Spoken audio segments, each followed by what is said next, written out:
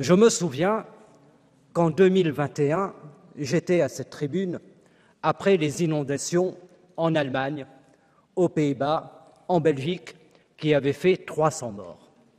Et notre Parlement européen a adopté un certain nombre de rapports et préconisé un certain nombre de mesures précisément pour pouvoir transformer le Fonds de solidarité de l'Union européenne, qui aujourd'hui n'est ni budgété ni adapté à cette nouvelle réalité.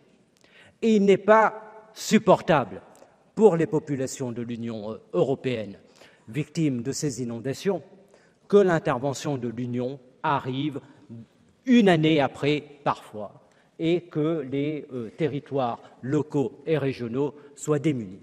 Nous devons donc sans tarder faire cette réforme du Fonds de solidarité de l'Union européenne.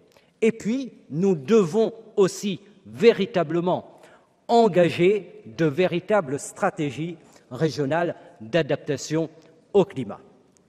Je veux vous dire que c'est une nouvelle donne permanente qui est devant nous. Année après année, des inondations, des cyclones, des incendies, et ce sont tous les secteurs du développement régional qui sont affectés par ces catastrophes. Et tous les efforts que nous faisons pour construire notamment les infrastructures avec le FEDER se retrouvent mis à terre, elles ne sont pas résilientes et nous les reconstruisons ensuite avec le FEDER et le coût de l'inaction est effectivement extrêmement important. Et c'est pourquoi, dans le pacte vert et les politiques climatiques de l'Union européenne, elles ont toutes reposé sur un seul pilier, celui de l'atténuation, et nous avons oublié l'adaptation. L'adaptation au réchauffement climatique n'est pas, monsieur le commissaire, réservée aux pays ACP.